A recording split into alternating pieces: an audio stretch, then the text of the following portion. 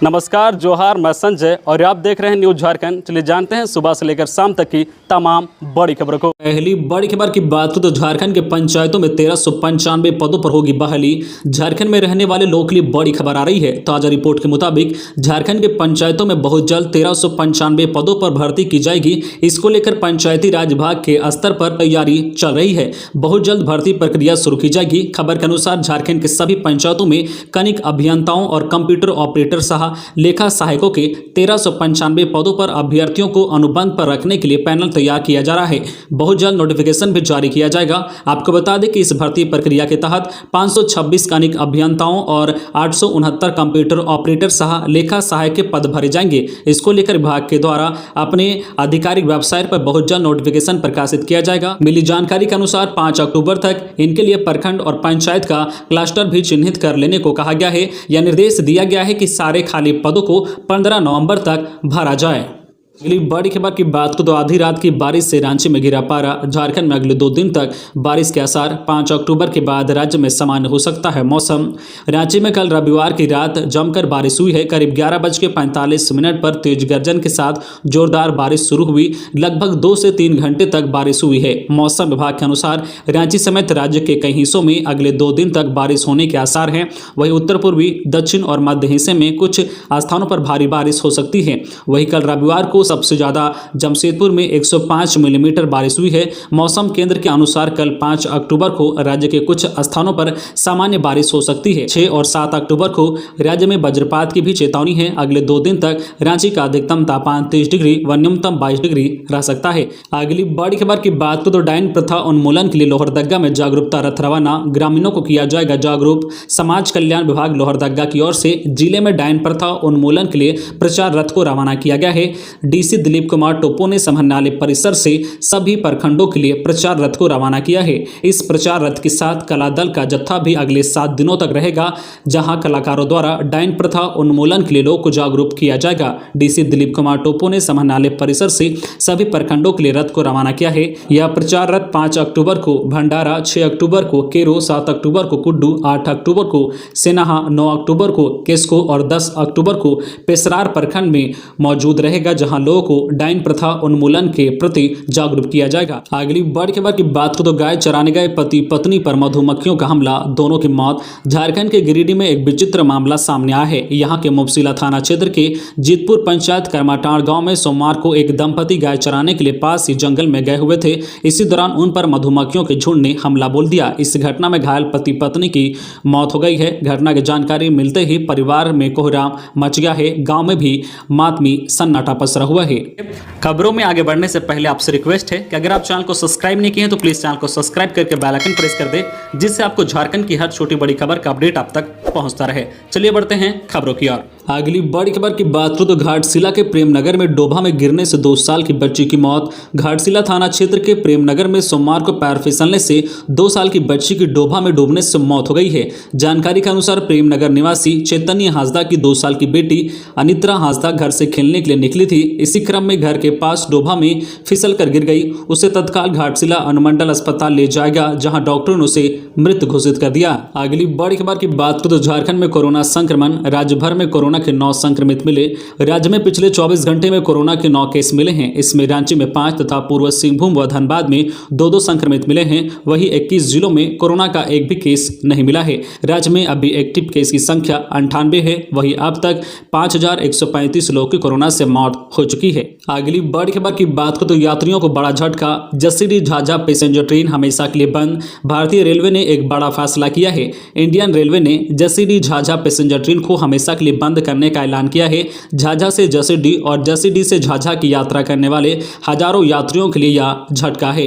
Train संख्या 63565 आसनसोल से सुबह 9:45 पर जसीडीह स्टेशन पहुंचती थी। इसके बाद यही ट्रेन सुबह 10 बजे जसीडीह से झाझा के लिए चलती थी। इस ट्रेन से जसीडीह झाझा रोड पर हजारों की संख्या में यात्री सफर करते थे। लोग खासकर बाबा भोलेनाथ की नगरी देवघर जाने के लिए खास तौर पर इस ट्रेन का इस्तेमाल करते थे। ऐसे में रेलवे के इस फैसले से रेल यात्रियों में मायूसी है।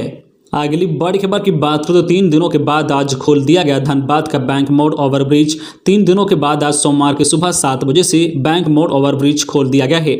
ओवरब्रिज खुलते ही पहले की तरह वाहनों का परिचालन शुरू हो गया है। ओवरब्रिज की टेस्टिंग के लिए 30 सितंबर की रात 12 बजे से यहां परिचालन बंद कर दिया गया था।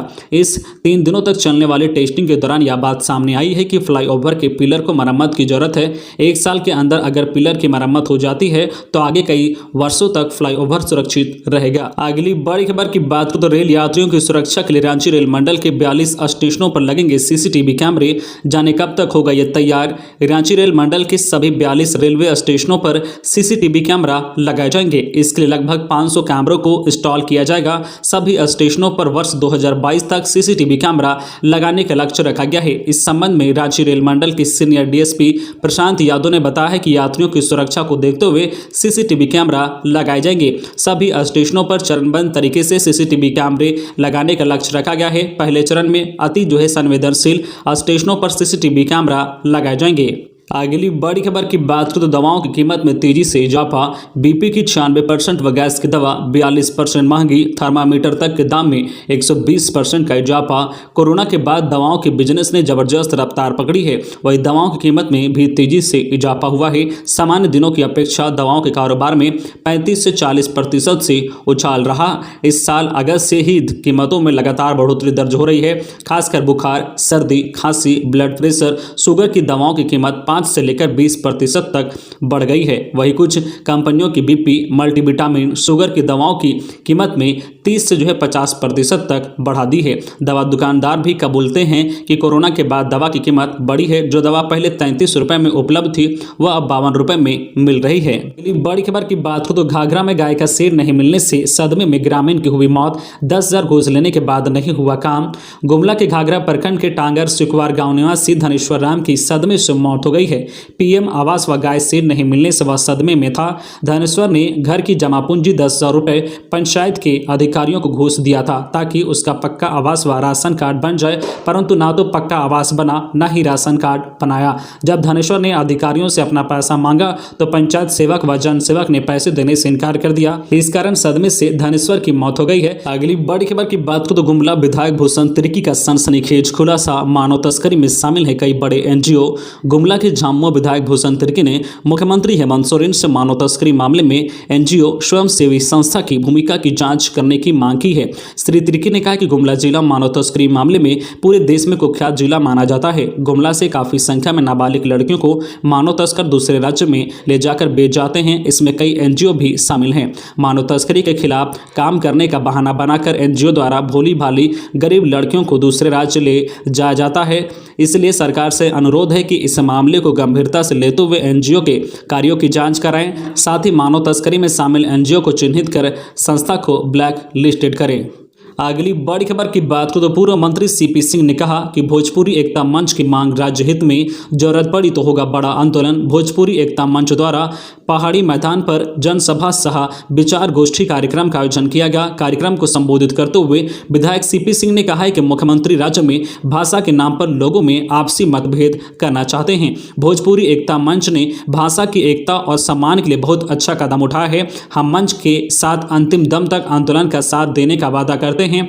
कहा कि जरूरत पड़ी तो बड़ा आंदोलन किया जाएगा। उन्होंने कहा कि सरकार को चेतावनी देते हैं कि भाषा और दूसरे राज्य का हवाला देकर चैन से शासन नहीं कर सकते हैं। भाषा का मामला बेहद संवेदनशील है, इसलिए भोजपुरी, मैथिली, मगही, अंगिका को द्वितीय राजभाषा की सूची में अभिलंब शामिल करें और राज्य को अशांति में जाने से बचाएं। अगली बड़ी खबर की बात करें तो चोरी के 7.5 लाख रुपए के साथ नौकरानी गिरफ्तार। रांची के लालपुर थाना पुलिस ने व्यवसायी के फ्लैट से 8 लाख रुपए की चोरी करने की आरोपी किशोरी को कल गिरफ्तार कर लिया है। पुलिस ने उसके पास से 7.5 लाख रुपए बरामद कर लिया है। आरोपी नाबालिग है। वह सुखदेव नगर थाना क्षेत्र के मधुकम इलाके में रहती है। वह फ्लैट में घरेलू नौकरानी का काम करती थी। उसे जेल भेज दिया गया है। इसके साथ ही पुलिस ने उसके बॉयफ्रेंड को भी पकड़ लिया है, जिसकी संलिप्तता की छानबीन की जा रही है। तो ये थी आज की झारखंड की टॉप बड़ी खबरें। इसी तरह झारखंड की हर छोटी बड़ी खबर देखने के लिए आप हमारे चैनल न्यूज झारखंड चैनल को सब्सक्राइब करके बेल आइकन प्रेस कर दीजिए, जिससे आपको झारखंड की हर छोटी बड़ी खबर का अपडेट आप तक पहुंचता रहे। तो आज के लिए बस इतना ही। हमें दीजिए इजाजत, फिर मिलते हैं नेक्स्ट न्यूज में।